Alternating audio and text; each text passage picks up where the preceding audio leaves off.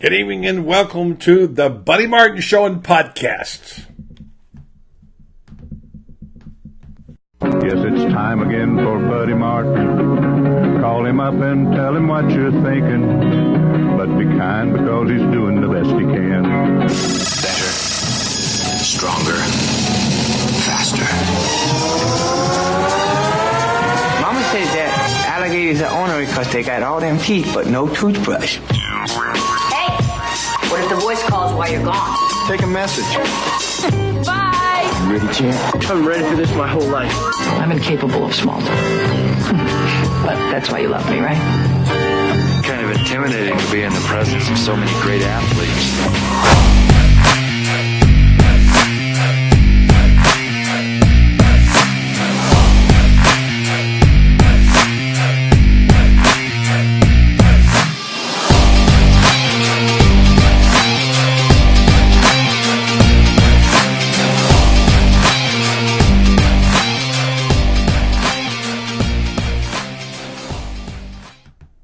Well, good evening to you on a Thursday night edition of the Buddy Martin Show and Podcast. Here at just about, 48 hours? Well, not even that, actually. More like about 36 or so hours? Maybe, I don't know my math. It's close. To homecoming. Missouri coming to town. I don't know. What does homecoming mean to you? Is it something special? I've always loved it, but I think it's better for those who don't get to Gainesville all that many times, especially from a faraway place, and it's coming back to the mothership. It's a great feeling when you live in New York or Pennsylvania or California or even Georgia or Alabama, whatever, and you come back to Gainesville once a year for homecoming, and it's nostalgic. Makes you think of the good days that you spent at the University of Florida. So it's a football game to many of us, and naturally an important one because the theory and theme being this week, can the Gators bounce back? They didn't fall too far, number 11 in the nation in the College Football Committee's eyes, and still very much alive for a major bowl game. And more importantly, they have to finish this season to prove they can earn the reputation as a good football team, because there's plenty of slippage there left if you're not careful, and there's still some things that have to be proven. This team has had to prove itself every week, as Dan Mullen always likes to say. They got to go out and do it again and again and again until they develop consistency. But as we said yesterday, all in all, not a bad place to be. When you stop and consider where last June or even last July, you'd say, gosh, I wish this team have a chance to compete at least to win. Can they win 8 games? That was the first talk. Can they win 9 games? And now is it, can they win 10 games? So expectations are up. Tonight on the program, we're going to talk to Zach Alboverdi from Gator Bait and get his thoughts about the quarterback situation, about where this team is heading, where it's been, and its chances on Saturday against Mizzou. Then we'll visit our friend Mark Long of the Associated Press, who writes obviously nationally about this team, and get his take. Mark always has some very good insights and takes a little more detached look than some of us do at this team, and has I think, good judgment when it comes to making decisions, and based on what information he has at his fingertips. I'll say good evening to all of you tonight. Looking forward to hearing from you. Always glad to hear from Roger Burns all the way over in Ningbo, China. Roger, good evening to you. David, glad to hear from you, David. Kevin, also. Ken, Alexander, who's always around. Alexander, good to see you again. And Nat Blaylock, and says, hello, GNK, Buddy Martin, and he may have some news on some activities in the future, so stay tuned. Andy Pham, hello from the Mississippi Gulf Coast, and I want to say congratulations to Andy Pham. Andy Pham is the newest and 30th member of the GNK Elite, and I'll tell you about our conversation earlier today. Andy totally gets what it's about. Some people maybe don't quite understand. I get a lot of queries from people about GNK. I never try to sell them on the idea. It's a want-to thing. If you want to, you should do it. If you don't, you shouldn't. But Andy gets it. I had a great conversation with him today. Hello, Joe. Good to talk to you tonight. Israel. Hello, Ronnie Tomlinson. Haven't talked to you in a while. Yeah, haven't seen many shows lately. Yeah, been missing you, Ronnie. Good to hear from you again. Also, Logan, CJ, Chris, Jake, Scott. Can't wait to see who Dan reels in for recruiting. Yeah, we talked today to Zach Alboverdi. You'll hear that interview in just a moment. He's got some thoughts about it, and they're all pretty good. He keeps up with it pretty close. Hello, Lynn Tindall. Good to talk to you, buddy. And always good to The Rock. And Lynn Tindall, I call him, he's more than that, but he's The Rock to me. He's always there, does a great job for GNK, served us extremely well, and we owe him a debt of gratitude. Mike Rao, listening from Maryland. Good luck to you, Mike. I know you're up there for some medical business. Thoughts and prayers with you, Tony, and David, and Joe. So a few things there. A few thoughts before we take it to Zach. If you're watching tonight, I got to tell you, I'm mixed on UCF. I'm really impressed with this team. I'm impressed with the program, what Danny White has done. I'm impressed with Josh Heupel, how he's taken over and not missed a lick. And you got to give it up to this team. They're fun to watch. Right now they're behind Temple 27-21 with 2 minutes to go in the half. It might be a tough night for them against Temple. We'll see. Temples can play. Jeff Collins, of course, formerly the defensive coordinator at Florida, is the head coach of the Owls. So we're watching this on the side corner of our eye. And I guess it will settle once and for all, if they lose to Temple, the issue of whether they deserve to be in the playoffs. And it gets to be a little bit of a tired story. I get it. But I got to tell you, too, if I'm UCF or I'm a fan of UCF, I'm right there with them. I'm leading the charge. I don't know if I'd organize a parade. I'm glad they backed off of that idea of hijacking or trying to hijack the Florida-Georgia game. That was not good. This team is knocking on the door. I've been around long enough to see things like Florida State was in this position many years ago, and it really came from further back than this. Teams had to make their bones. Certainly UCF is still struggling to get there. And you don't get in the national limelight to play with the big boys in a matter of a few seasons. And they've been at it a while. They're knocking on the door. They're really close. And to be honest with you, it has nothing to do with UCF. I've always been a proponent of more teams in the playoff. I don't like these cockamamie 16-team things, whatever. But certainly they could do 8. Because they said they could only do 2, and then they did 4. I don't like the 6-team format because it involves buys. It's unfairly balanced. 8, you could do even. And I think that's where they'll go at some point. But for whatever reason, they don't want to share the money. Whatever they want to do, they don't want to do that. Okay? So we'll just have to wait and see about that. But I do think, all respect to UCF, I often waffle about them thinking, well, what about it? Here's another thought for you tonight.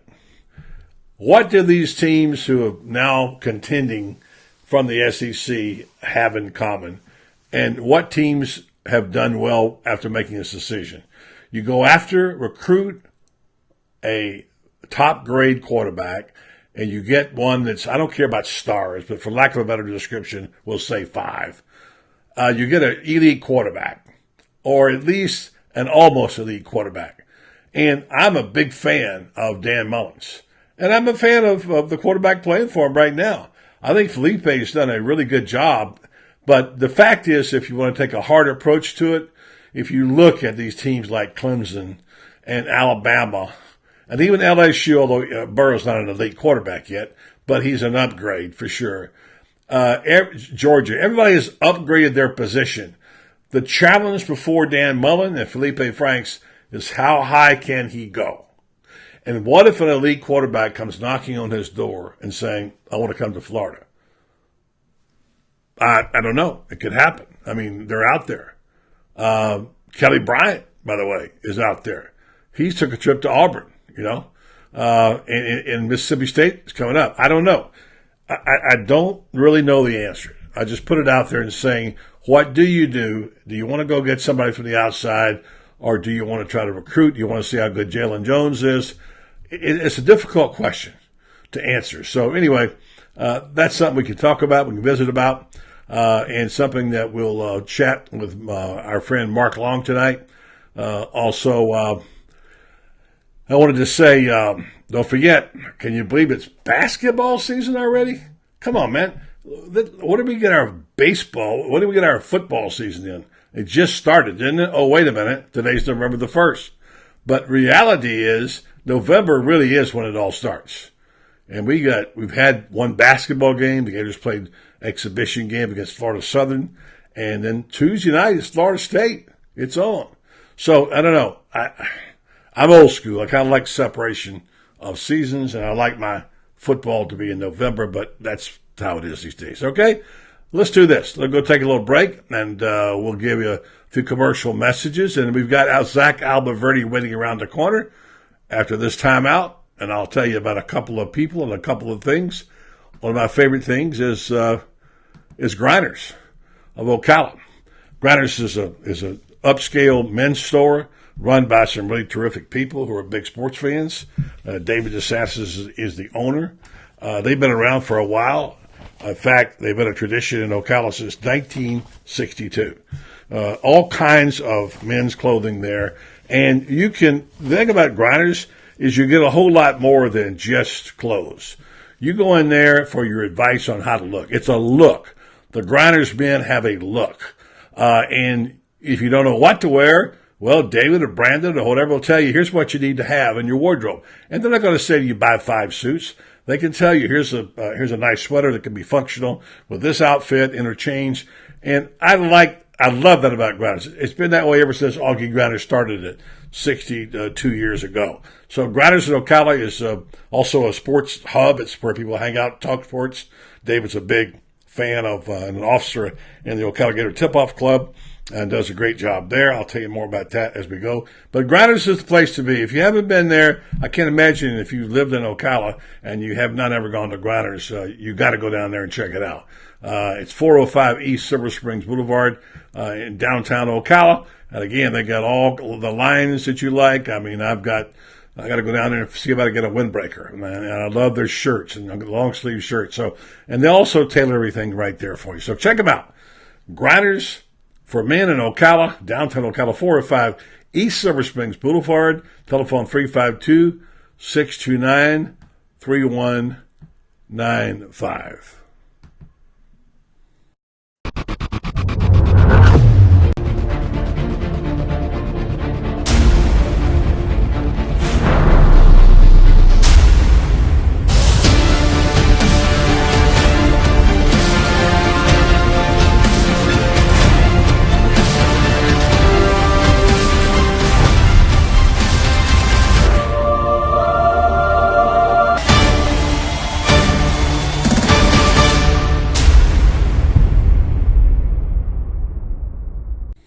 Yeah, we're in one tonight. One of our G&K. See this? Can you see this? You probably can't. This is the G&K Circle G&K shirt that Tony made up for just our group. Got the orange on tonight. And if you want to know more about those, log on to allfloridasportswear.com. They have all kinds of other things, but they have some beautiful G&K shirts for you members. Check that out. All right. Let me tell you a little bit now about Center State Bank. Center State Bank, which is a community-based business. They're located in lots of markets in Florida. Matter of fact, they're in 82 locations in 30 Florida markets. And this is the one on Silver Springs Boulevard where we hold our event, our quarterback club meeting on the second floor, which is a art gallery, actually. Center State Bank, they believe in relationship banking. They're good on that, and they make sure that they also believe in faith and family.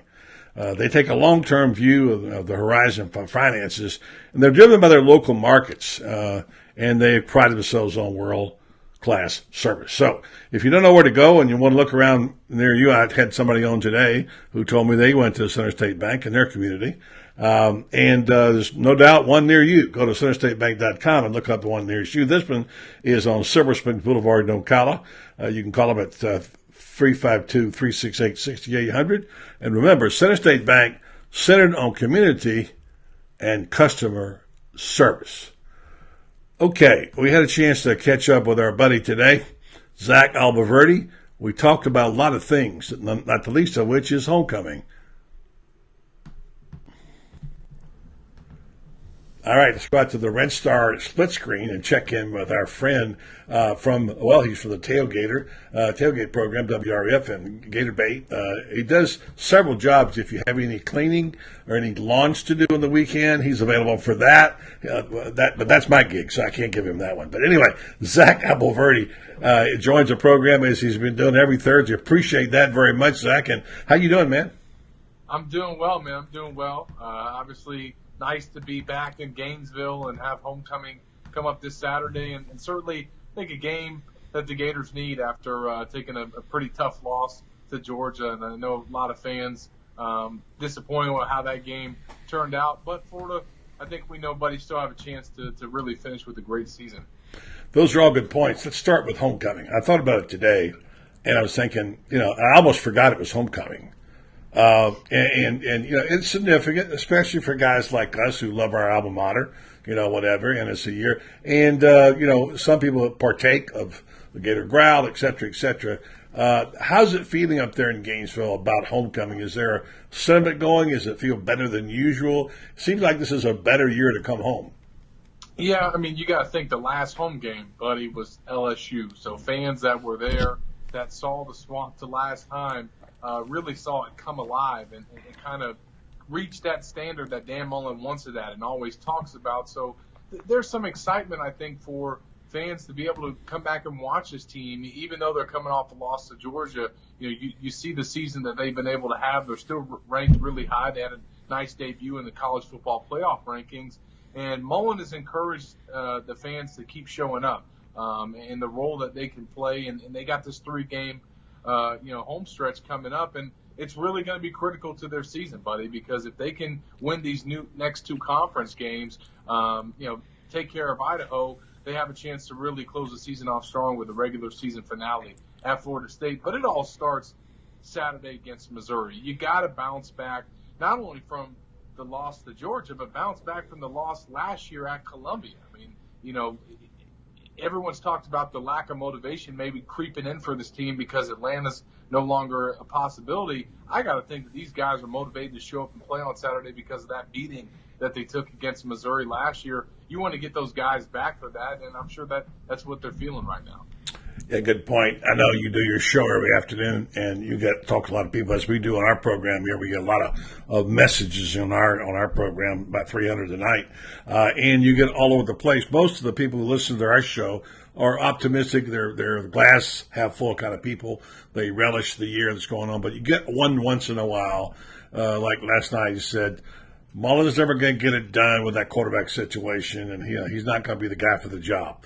I mean, that's the yin, there's the yang. Other people are saying, you know what, this is a good time. Florida's on the way back. Could go 10-2. Sitting there at number 11, looking outside in the top 10. Major bowl game on New Year's Day, etc. So which are you hearing the most of? I think more people, surprisingly, are optimistic. You got the fans that might question. I haven't heard anyone on my show question Mullen's job, but definitely question how he's managing the quarterback situation and possibly getting some other guys experience or giving them a look in a game and an opportunity if Felipe isn't playing well. But I've had some folks call the show, buddy, and say, hey, maybe if the Gators went out, they could still sneak into the college football playoff.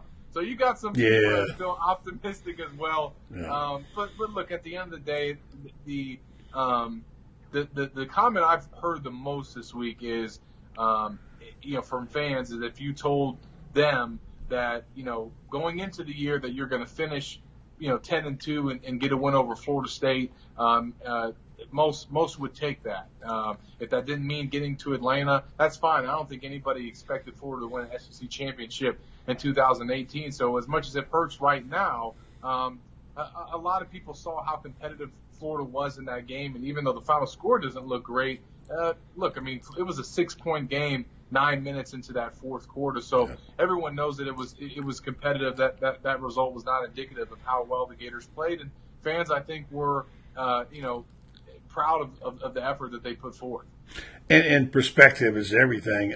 I've answered the question this way to several people who brought up to me, Franks, is this really the guy? I had a former Gator player say to me at the quarterback club, is this guy going to be the quarterback? Isn't a change needed?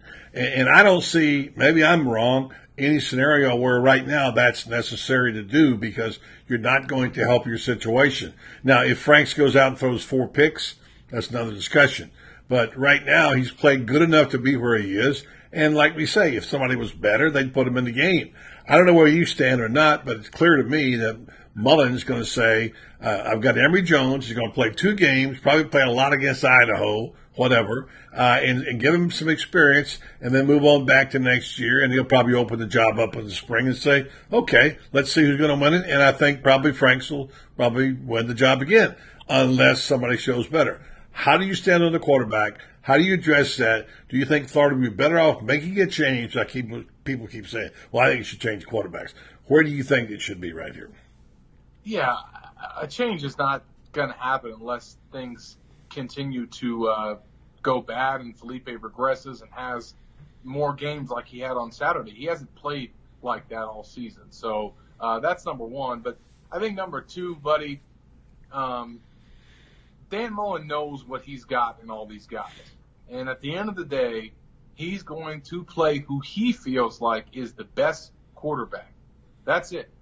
And when he sits down after the week of practice or after camp or whatever they're at in the year, and he's grading these guys out with Brian Johnson, and they're, got a sheet there in front of them, and I said this on the radio this week, you look at Felipe, you list his pros and you list his cons. He's going to have things on both sides. I think everybody knows that. You're going to have to live with the games where he throws an interception or he has a turnover or he misses something in the passing game.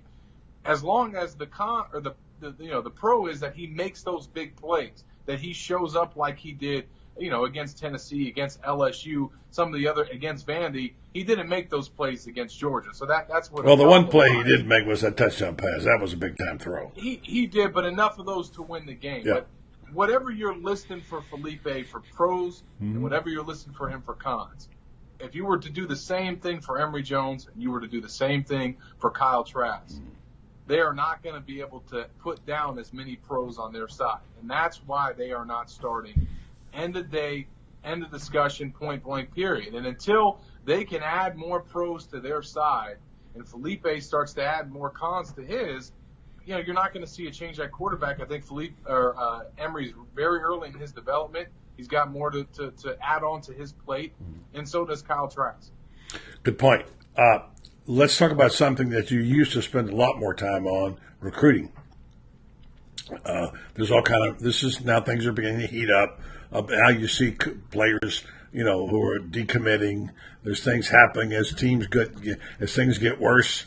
At USC, the one on the West Coast, or if Ohio State, if Urban Meyer winds up, the rumors about him not coming back, which I'm sure are being fueled by everybody that hates Ohio State, and et cetera, whether or not, the 4-star who decommitted to 5-star decommitted to Georgia, and now looking at LSU, the running back. Now there's a tweet today that says a 5-star who's formerly of Georgia is visiting Florida.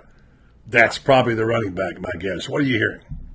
Yeah. Nolan Smith is a guy that's shown some interest to Florida. They got some visitors coming in this weekend, but it's heating up. Dan Mullen talked on Monday about the impact that this season could have, and he feels like you're going to be able to judge that come early signing day and national signing day. But the feedback that he's getting from the guys is that they've been impressed with the season that Florida's having. And you look at how they were able to close in the 2018 class with Dan Mullen signing more 4-star prospects than any first-year Florida coach in school history. Now imagine what he's going to be able to do after the season that he just had, especially if Florida can win out, go 10-2, get a nice bowl game, and finish the year off right. They got some official visitors coming in this week, and they're going to have more for South Carolina as well as Idaho. They'll have officials in for that game. And, right now I think that they look really good for the trio out of Lakeland. Naquan Wright is definitely a back to keep an eye on.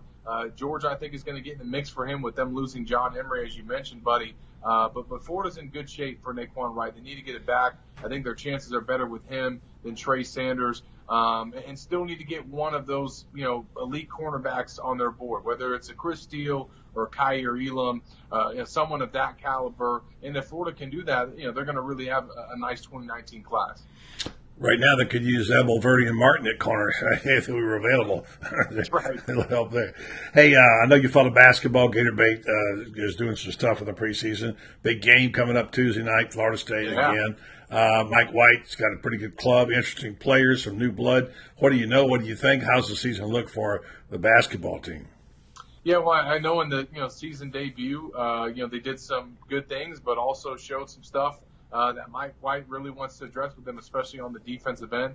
The 5-star point guard didn't have the greatest of debuts, but that's his first game. But Florida State is going to be a really big matchup for this team. We remember what happened last year. They have that great showing against Duke, and they got so much love, buddy, after the way that they played. And Mike Krzyzewski coming out and saying that's the best team that we're going to face all year. I think the Gators got a little bit big-headed before that FSU game, and the nose really took it to them. So this is a chance for them to kind of come back and avenge that performance, and they need this one to, I think, show people that they deserve to be ranked, that they're maybe a lot better than folks are giving them credit for going into the year, but they got to go to Tallahassee and show that they can get the job done. They're so physical. I know that. In the paint, FSU's got some bodies in there. They always have been. Yeah, a department that Florida's been a little shy in recently, so we'll see how that works. All right, what's coming up in Gator Bait we need to know about? Gator Bait Magazine, tell them where to get it.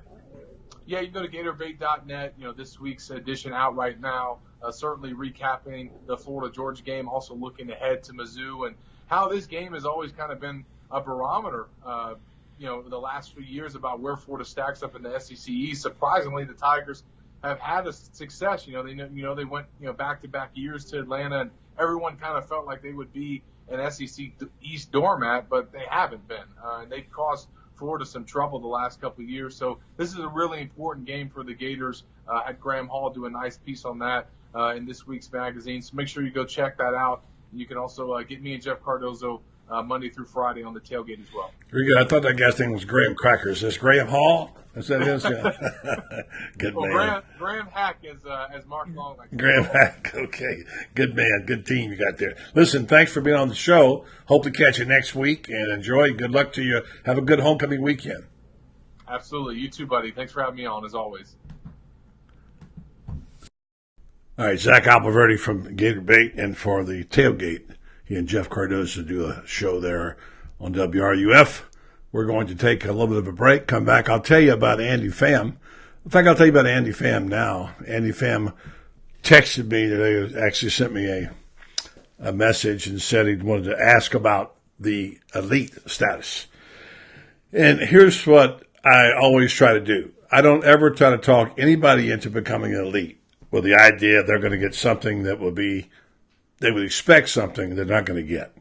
Because, quite frankly, the way this whole thing started with elite status was people in GNK came to us, the Crown Prince and I, said, we would like to help. We want to see you stay on the air. What can we do? And after a long time, we thought about it. Well, if you want to help us, you can join a group and make a donation. And that group will be called GNK Elite. And we can't define for you what all we will do. Well, we certainly want to make sure you get something for your money, and the money will be invested back into the business. And this is not a sales pitch. I'm not whining. I'm simply explaining to you what I explained today to Andy Pham. He said, "Can you tell me about the GNK Elite status?" And I said, "Yes." And I told him, "This is how it started. This is what it is. I don't want you to come into it with expectations of something that you don't get." And we do try. We'd give you a nice drawing. In fact, I sent Laurie Shields a nice package today. About every 6 or 7 weeks, we'll do a drawing with nice stuff in it. We've had opportunities where people have given us terrific tickets. We don't get them very often, but we gave them to you. Len Tyndall won them and gave them to somebody else, Brent English. And so, because he couldn't go. So, and then the other thing is the elites, we do meet every now and then. We're going to have a small tailgate of elites for the South Carolina game. And we get together and we make decisions on things. And we have just a group that trying to make GNK better. And so I told Andy Pham this. He said, I thought that's what it was, so I want to donate. Let me send you a check. I said, great. We'd love to have it. He said, that's what I wanted to go for. I love this show. I want the show to stay on the air. I want to support it. I said, thank you very much. And he totally gets the idea. Unfortunately, we have one particular person who got him with the idea that he was going to get something, what I don't know, who thought he was ripped off. Hey, look, I'm not ripping anybody off. If you don't want to be involved, don't get involved. I'm not asking you to only do it if you want to do it. And I'll tell you, for every one, we have 50 out there who are supporting us in a great way, and we appreciate that. But we're totally above board with it. We don't try to run any jive with you or play any games. That's how it is. If you want to know more, you can PM me, and I'll tell you about it, all right? That's what we got going on, all right? Let's do this. We'll come back, and we'll talk to Mark Long.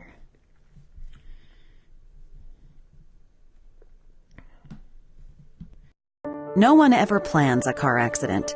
Having a plan after you've been in one, however, can make a world of difference.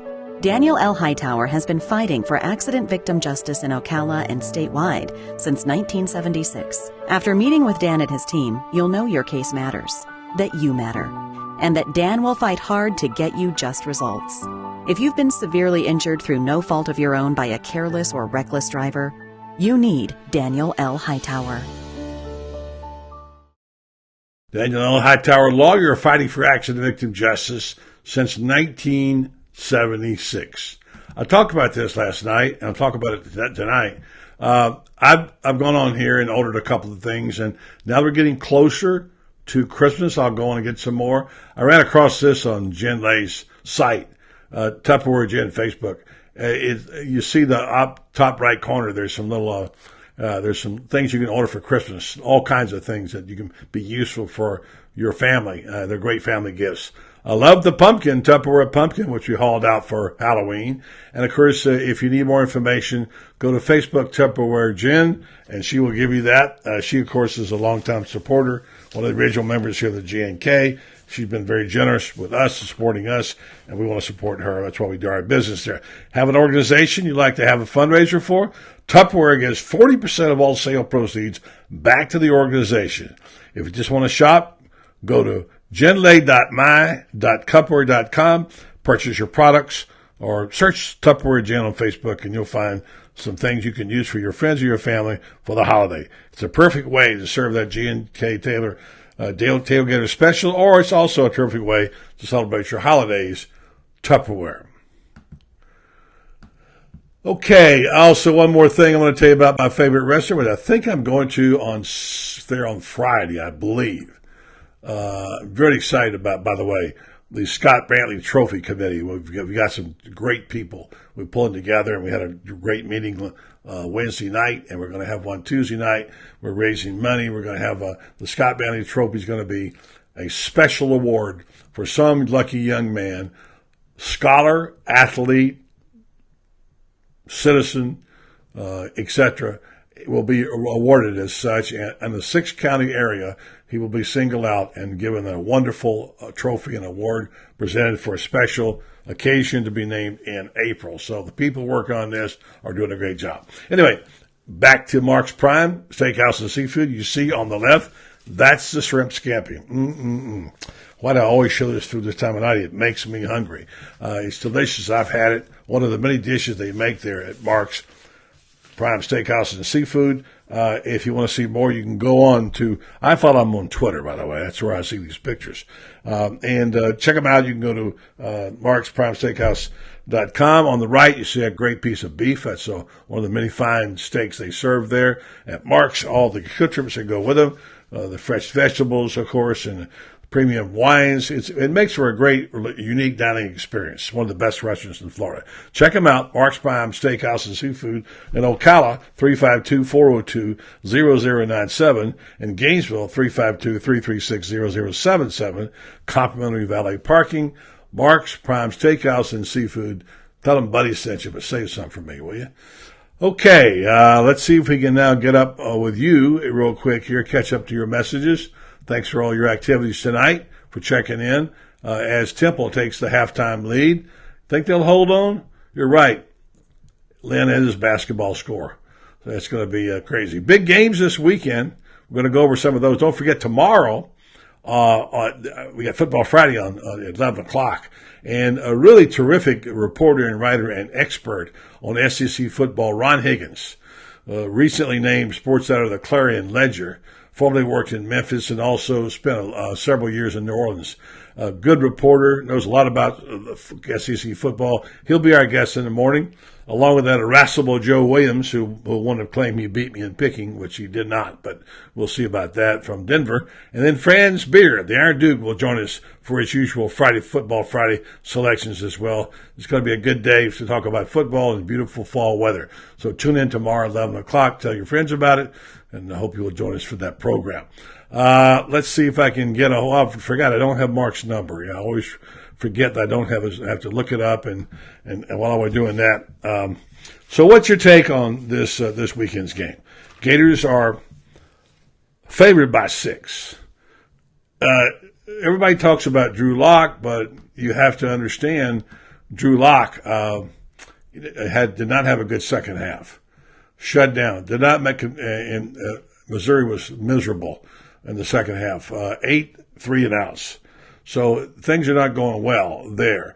But they have a good defensive team, and as you heard Zach say, don't forget last year because it was ugly. You want to see which team is going to show up. You know, which team is going to be there in the end, because we're not 100% on this team yet. I think we believe in them to a point, but the problem is that they've got to do it again and again and again. And consistency is what it's all about, isn't it? You have to do it regularly to be a competitive force in the SEC. And this team had a little glitch last week, although I still say you can build an awful lot on that wonderful goal line stand. That was epic. I mean, that was something for the ages right there. And I told Cassidy last night, Cassidy Hill was on the show, I'd like to see someone like her go back and do a anatomy of a goal line stand, because that, my friends, is one of the greats of all time. And matter of fact, if you followed at all, you heard the defensive coordinator say that it was one of the finest defensive stands he'd ever been a part of. And so he's seen a few too. So we'll talk to Mark about that as well. And that particular defensive position stance was that told me something about this team. It told me about the character of this team. It told me about the determination and the willingness of this team to fight back, which is what you want in your team. You definitely want to have that fighting spirit. It's cliche, and you hear it all the time about you want to get hit in the mouth, et cetera, but that is what football is, isn't it? How you respond when things, and it's what life is. So consequently, that was an important part of the growing process. And we'll get with Mark Long and also hear from him and his take on it and see what he has to say about it. Mark Long is Associated Press. Will hopefully be joining us here momentarily, and we will find out about that. Thanks for all your comments tonight, by the way. A lot of good ones. Hello. That would be the voice of the fighter pilot himself. That's what it looks like, dude. You look like you're ready to fly off. Huh? You're going to get a new. I think next time I see you, I'll just take my iPhone and snap a picture. Not that it's not a good picture. Not that it's not a good picture, Mark. It's a very good picture. It's just hard to see your face. It was a fun day. I guess it was. It was. Speaking of fun days, what does homecoming mean anymore? I don't know. It seems it used to mean an automatic win. Yeah, right. No back more. in the day. Exactly. It's something that you. I think it means more to people who come once a year from another state or something. You know, I mean, not the same thing. It's a good crowd. It's always a good crowd for homecoming. You're going to an opponent, so you always know that you're going to be walking into a packed swamp. Yeah. And, for the last 5 or 6 years, maybe even longer. Mark, we're having a hard time hearing you. I don't think your mouth's up to the phone. Let me try that. Yeah. That's better. Thank you. I think for the last 7 or 8 years, that hasn't always been the case. Yeah. You walked into the swamp sometimes late in the season when it wasn't Florida State, and you wondered, what's this crowd going to look like? Mm-hmm. But I think on homecoming, you always knew. You always know that it's going to be a really good crowd, a really packed swamp, and a really electric environment. Which for these guys, that usually is the difference between winning and losing. It makes a big difference for these guys, for anybody for that matter. Yeah, and of course back then it was as much about the ceremony as anything else, and just the singing of "We're the Boys," et cetera, et cetera. And now it's about you got to win every week, and enough of the nostalgia. Let's get some W's on the board, right? It's all business. Yeah, no doubt. And this is a great. People want to go, well, what's there really at stake at this point? I've been pointing to this. They got a chance here if they win these four, and they're going to be favored in all four. They win these 4 games. They got a chance to have double-digit losses for just the second time in the last 6 years, and the third time in the last 9 years. And that's, to me, that's what this thing is about right now. I mean, you can talk about getting into the New Year's Day 6 and a big bowl game and maybe the Sugar Bowl, maybe the Peach Bowl, whatever it is. But to me, I think it's just about getting this thing back to 10 wins, which is should be the benchmark for this program, should be the standard every single year in, year out. And maybe if you got a down year, it's 8 or 9 wins. But for the most part, if you're getting the talent that Florida should have, then 10 wins should be the standard. And so I think year one with Dan Mullen, if they can somehow get 10-2 going to a bowl game, I think that is talking about being back. They're back at that point. Yeah, I don't like to get into the old days because, look, this is 2018. But you got to remember, this is where this program came from. And when Ray Graves came in here and won 9 games in 1960, that was epic. That was epic, And then it wasn't until Spurrier came they started winning 10 games. Nobody ever won 10 games till Spurrier got here. And now, of course, he averaged 10 wins a season.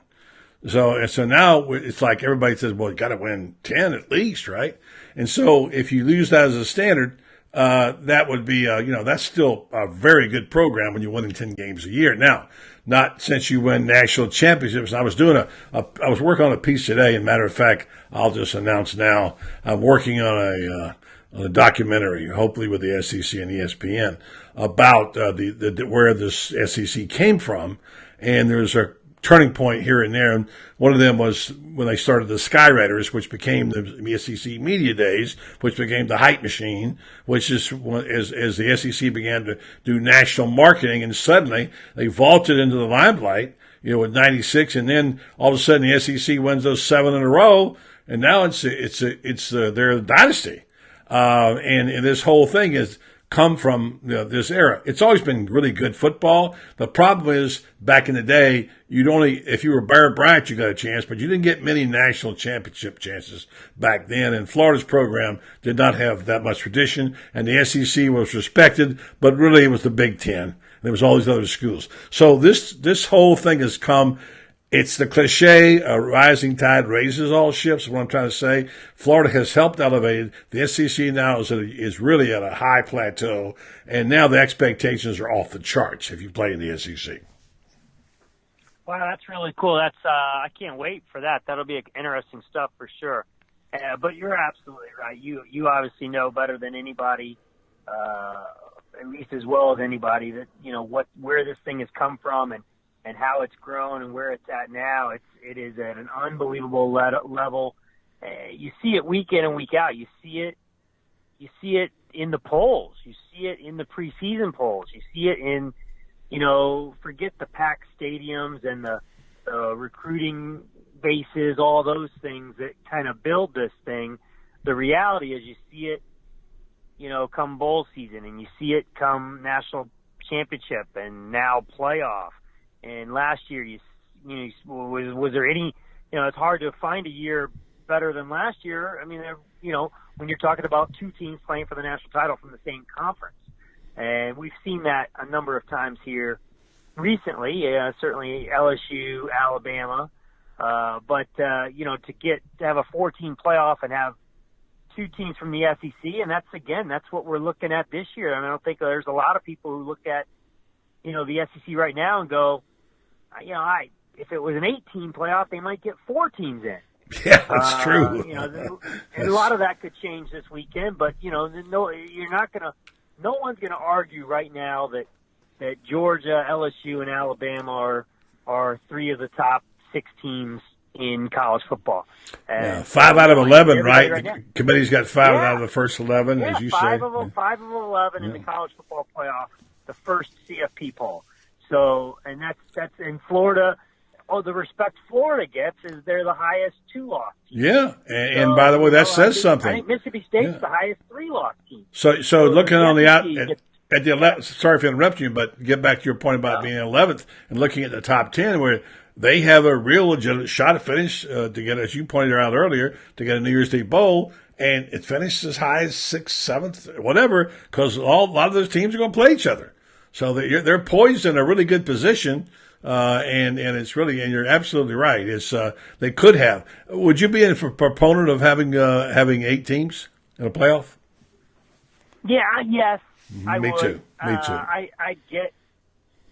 I get them wanting to go slow here and let's make sure 4 works and let's not put too much on these kids' plates, all these extra bowl games, these extra games, playoff games. But you see they do it in the lower. In the lower divisions, in Division 1 AA, and Division 2, Division 3, they have multiple playoffs, and they do just fine. So I think, we could do it pretty easily at 8. To me, 4 seems like somebody's always getting left out. 8 to me seems like a better number. Mm-hmm. It'd be much easier to get all the 1-loss teams in at 8 and let them go at it. Yeah. And you could also tweak it to where you get all the Big 5 in, the 5 conference winners from the Power 5, and then you got 3 spots open, and you could put a rule in there that anybody, a non-Power 5 who goes undefeated, is automatic. Yeah. You go undefeated outside one of the Power 5 conferences, like a la UCF last year. I don't know if they're winning still now or not. They were 17-14 in the first quarter. But UCF last year, in my opinion, should have and would have gotten in if it was an 18 playoff, because I would have had 1 spot reserved for any undefeated team from outside the Power 5. Back when, almost similar to when Urban was at Utah and they broke through there, right, and went undefeated and got to the Sugar Bowl and beat Alabama. I would have had Utah into the playoff. Right. Temple's leading 34-28, but UCF's about to score. And by the way, it's I'll go back and forth on UCF. Okay. I mean, I have a lot of respect for what they've done. I really do. And I love Mackenzie Milton. I love the way he plays. He plays with a lot of heart. He's a gamer. He's a good little player. I get annoyed at the fans like you do, and everybody does sometimes, because they're scratching out like a dog, whining dog on the outside on the screen porch, but they want to get in. And I've been around long enough to see where FSU had to come from to get where they are. And I'm thinking this team probably hasn't earned it yet, but it's certainly getting close. And I may just have to concede at some point in time, you know what, this team is worthy and the system is rigged against them. And I'm with you. 8 teams is the way to go. I think you're right. I don't know if you know what you're doing. Usually you do know what you're doing, or I don't know if you just hit on this, but I stirred a wasp nest this week with UCF. I wrote a story on Sunday night that for the first time ever, and then when I say ever, I mean since the Jags' inception in 95, for the first time since 1995, all 3 state NFL teams and the big 3 in college football all lost on the same weekend. Yeah. First time since the Jags came into existence in 95. Hey, I quoted you on there Monday night, their story. I was on with Graham. Yes, and sure did. Well, I called down at the bottom of that story. I said I had a line in there that said, not even second-tier programs, USF and UCF could save the Sunshine State. And I said USF got drubbed at Houston. USF got drubbed at Houston, and then UCF was off. They had a bye, even though they've won 20 in a row. And, of course, second-tier program is all the saw and cared about. And so I've just been getting, not Edgar Thompson style rip job, but not far off either from UCF fans for calling them second tier. And listen, with all due respect, 20 in a row is great. The reality is, relative in this state, relative to Florida, Florida State, and Miami, they are second tier. I'm sorry. It's the harsh truth, and I'm not downing their program because they would probably get up and drag Florida State through the mud and might do the same to Miami. Would slap them around the ball yard. But, in terms of recruiting, finances, TV, notoriety, all those things, they are second tier. Yeah. I don't know. I don't know how I feel about this. By the way, UCF just took the lead by 1 point. So I don't know how I feel about it. Let's talk about a couple of other narratives around this team. I'm so tired of the quarterback story. I don't even want to really talk about that much more. But I brought this up earlier. If you do the math, or if you look at the teams that are doing really well with a chance to compete for a national championship, it's very evident that the quarterback is the key position. To be in the hunt, you have to have, if not an elite quarterback, one trending in that direction. And I can just, you go to Tua naturally, and Fromm showed he was worthy. And we know about the change of quarterbacks at Notre Dame and what's happened at Clemson. And it's all one thing. Quarterbacks are upgraded.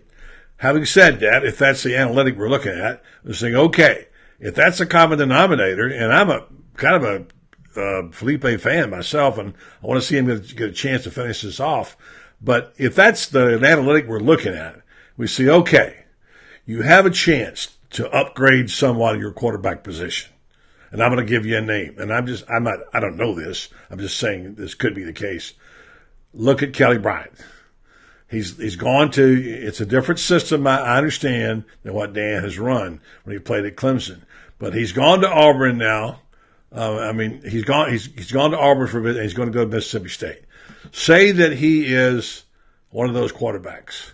What do you do if you're Dan Mullen? Do you stand pat, or do you take a shot? That is the million-dollar question. And to me, if you take a shot, that is sending a clear message to Felipe Franks and your program in terms of what you think about what's on campus. Because you're not bringing in Kelly Bryant to be a Malik Zaire where he's a one-year backup, one-year insurance policy. You're bringing him in to compete for the starting job, if not be the starting quarterback. So I think you have to weigh it, and you have to really look at what do you think Emory Jones is, and what do you think Emory Jones can be. What do you think Felipe Franks is, and what do you think Felipe Franks can be with another year in this system? And then make that call. We don't know. We don't really know what Dan Mullen thinks of Felipe Franks. He said all the right things. He's done all the right things. He stood by Felipe Franks. But, as you were one of the first to report, getting Emory Jones on the field sure looks like a sign that he's trying to do something different, trying to get more out of that position, switching things up. Kind of like what he did with Tebow and Chris Leak, where, he has Chris Leak, and it was a square peg in a round hole in 2005, and he's got this shiny new guy in 06, and he's like, I'm going to get him in there and let him do what he does best. And I think that's what he's trying to do with Emory Jones. Now, fumbling twice in 7 touches is not the way of earning yourself more playing time, as we all know, but there's no doubt that Dan Mullen has not shied away from the fact that he wants to get Emory Jones on the field a little bit. So I think if you're the pessimist, you say that's because Felipe Franks isn't doing everything Dan Mullen wants him to do. If you're the optimist, it's saying he's really just using those 4 games, those 4 free games for Emory Jones, and he's still planning to redshirt him. So it's just a matter of how you perceive it. Again, until Dan Mullen comes clean, and he might not ever do it, we won't know how he truly feels about Felipe Franks. Now, again, bringing in Kelly Bryant when you got Jalen, I think it's Jalen Jones. Is it Jalen Jones? Jalen Jones, the recruit? yeah. Mm-hmm. They got Jalen Jones, Emory Jones, Felipe Franks as a sophomore, and Kyle Trask as a redshirt freshman. Right. And you got 4 guys all within their first 2 years of eligibility. And then you go get Kelly Bryant. That shows you don't really like everybody you have on campus, to me. Yeah. Well, here's my true thought about it, and that is this, is that coaches say I'll do anything to win, And the fact is the analytics said, and I'm not saying I would do this, analytics says that getting the best quarterback possible is how you win. I don't know if it's the best thing for all teams. I don't think there's a chance that Dan Mullen will do it because I think they like to talk about their quarterback room like it's one position. I think he's developing a plan he has a plan for developing these players. Like you said, they've got a situation not only with Emory Jones, but Jalen Jones coming down the line. And if he brings in somebody else, that's 2 generations of wreckage on your recruiting right there. And so you now have also, you basically torn up your systems, what you've done.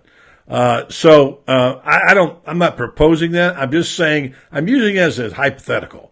What does a coach do when he has a chance to improve his team? If that's what it takes to win, what are you going to do? And it's a tough call.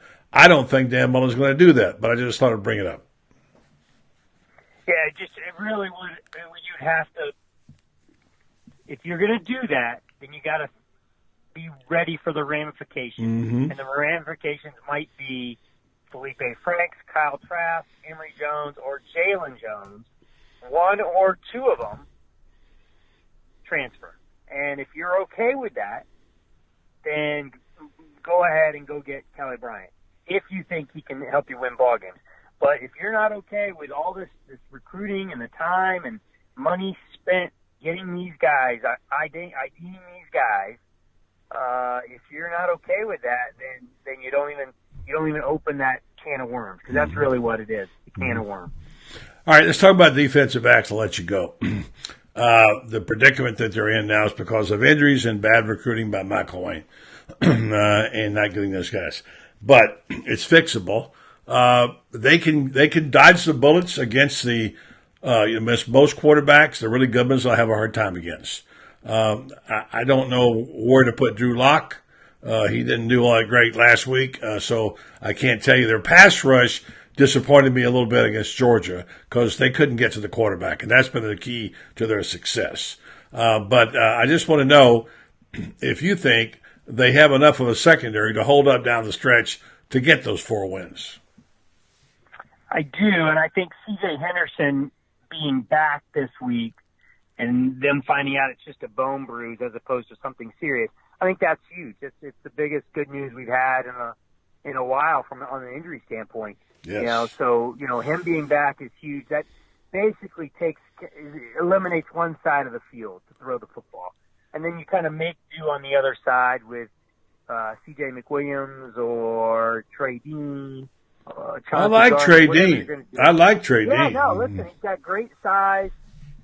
Obviously, the length and the good speed tackler. Make him, and he's going to be an unbelievable cornerback down the road. Right. Getting on the field right now is only going to help them going forward for him, because he could have just been sitting there all year behind 2 all-SEC cornerbacks in C.J. Henderson and Marco Wilson. And Marco Wilson's injury forced him on the field, and that's going to pay dividends down the road, especially next year when Marco comes back and Chauncey Gardner's gone, and all of a sudden now you got Trey Dean to kind of slide in there on that nickel role, and the 3 guys back there with a lot of playing experience under their belt. So I think they're going to hold up. I really do. I'm not so sure about Drew Lock. I know the offensive line's been pretty good for them, 5 returning starters. They did play well against Kentucky. It's a different deal going on the road, different deal playing in the swamp. And then Locke has really struggled against SEC teams. Picked Florida apart last year. I think it was 15 of 20 for 240 yards and 3 touchdowns. Did a pretty good job in limited action, didn't need to do much in that route. But this year, I think he's got he's completing 50% of his passes for 732 yards with 1 touchdown and 5 interceptions in 4 games against SEC teams. Now, he's pretty much played the SEC elite when you're talking about playing. He's played Georgia, South Carolina, Alabama, and Kentucky. But Florida falls right into those, along with those. And so when you look at what he's doing, it doesn't look like he's doing much. And there's got to be reasons for that, whether it's receiver play, O-line, Drew Lock, whatever it is. That is definitely a trend. Those 4 games are a trend and not a fluke. So to me, I think Florida will be the next team, and he'll struggle again. Your friend of mine, Scott Carter, mentions that Drew Lock had 1 appearance in the Swamp. He had an 18.20 quarterback rating, 4 of 18, 39 yards and 2 interceptions. But, by the way, he was also a younger quarterback. But so let's see what he can do with the Swamp. Well, okay, it's basketball season, Mark. Get ready. Tuesday night, Florida State. And I wish they stop crowding football. We just got football here. I know, right? All of a sudden, we got basketball to deal with, whatever. But I'm excited for that team. I think that team's going to be pretty good. Yeah, they are. Going to be fun to watch, for sure. Hey, Mark Long, we appreciate you. Appreciate your stuff. I'll catch you this weekend, and we'll hopefully get a chance to talk next weekend. Sounds good. Next Thursday. You know, all right, my friend. Thank you, Mark Long of the Associated Press, joining the program tonight here on the Buddy Martin Show and podcast. Glad to have Mark aboard. Always like our guests. They're very well informed. I learned a lot. Hope you learned a few things. It's what we do here. We try to learn and listen. Not a lot of information out there, so it's hard to know sometimes exactly what is going on, but you piece it together. And by the way, let me remind you, GNK, and I'm not sure, Lynn, if we ever break 5,000? We're right at it on GNK. That we have your eyes and ears out there, and we appreciate that. We have some people out there who are very well informed, who keep us in the loop, and we appreciate that. There's no one person or one organization, whatever, can get it all. So anyway, I'll say thank you for listening tonight. Thanks for watching and listening. And don't forget, tomorrow morning, Football Friday, we'll have Ron Higgins from the Clarion Ledger in Mississippi.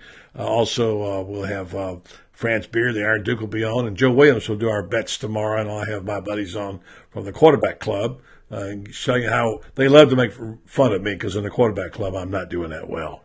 But I'm doing really good against Joe head-to-head. So, hey, let's face it, I'm no good at picking football games, but it's what we do, right?